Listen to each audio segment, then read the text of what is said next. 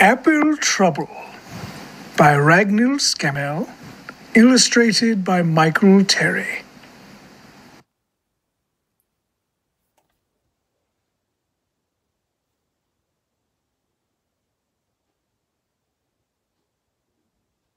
Hedgehog had just finished building her winter nest under the old apple tree. Not too large and not too small, just right for a nice, long winter sleep. Suddenly, a juicy red apple landed on her back. "Ouch!" squeaked Hedgehog. She curled into a spiny ball, hoping it would fall off. But when she uncurled, the juicy red apple was still there. Hedgehog tried to squeeze herself and the apple into the beautiful new nest. But could she get in? No, she could not. Not with the apple on her back. The nest was too small. Oh dear. Squirrel, scurrying past with an armful of brown nuts, stopped to help. "Stand still. I'll push the apple off," he said. And he pushed and he struggled and he heaved and he tugged. But the juicy red apple stayed where it was. Worse still, 3 of Squirrel's brown nuts got caught in Hedgehog's spines. So now she had a juicy red apple and 3 brown nuts on her back. "Oh dear," wailed Hedgehog. "Winter is coming and I can't get into my nest. What will I do?" "Try rolling on your back," snorted Pig, trotting up. "That'll get rid of it all." Hedgehog threw herself on the ground. Her little legs paddled in the air as she twisted and wriggled and rolled. "Has it all gone?" she asked hopefully, scrabbling to her feet. Pig shook his head. No, the juicy red apple and the 3 brown nuts were still there. So were a small green pear and a crumpled brown leaf. "Oh dear," sighed Hedgehog, rolling her eyes. But up in the sky, sailing toward Hedgehog, she saw a colorful piece of paper. "Oh no," she cried. This way and that she ran as fast as she could. This way and that drifted the paper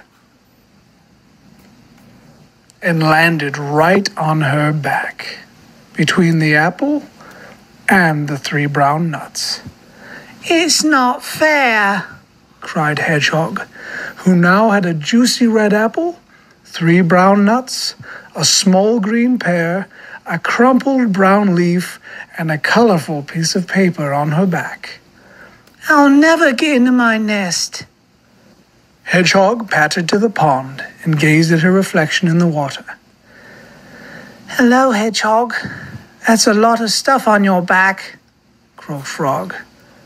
"I'm trying to get rid of it," sniffed Hedgehog. "Dive," said Frog. "That will wash it off." Hedgehog dipped a foot into the murky water, then dived.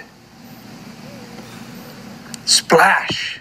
Her friends watched Hedgehog bobbing up and down.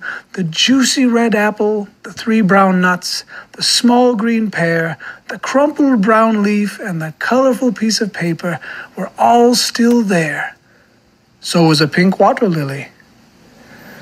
"Glug, glug, glug, glug, glug, glug, glug, glug, glug, glug," gurgled Hedgehog as the others heaved her out of the water.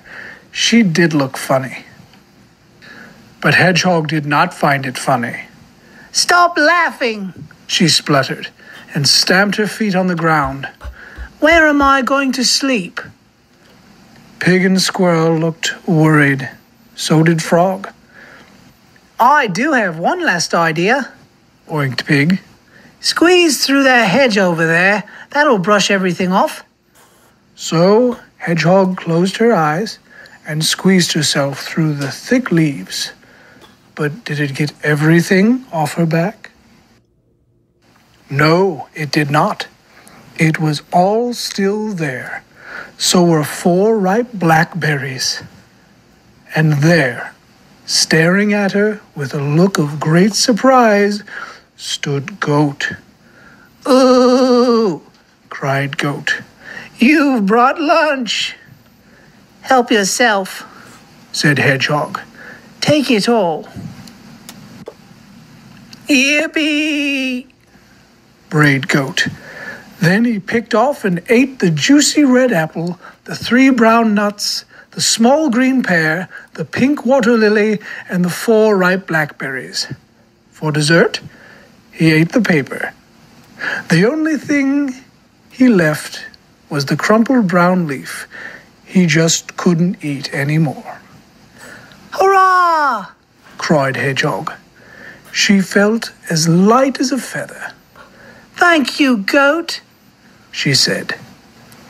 Then she ran as fast as her little legs could carry her through the gate, past the pond, across the orchard, under the tree, and home to her nest. Hedgehog squeezed into her little nest. It fitted her perfectly, and it was the best nest ever. Outside, a cold wind blew another apple off the tree, but it didn't fall on Hedgehog. She was safe in her nest and fast asleep. We hope you enjoyed Dramatic Storytime Theatre's presentation of Apple Trouble. Please subscribe, like, comment, and request new stories.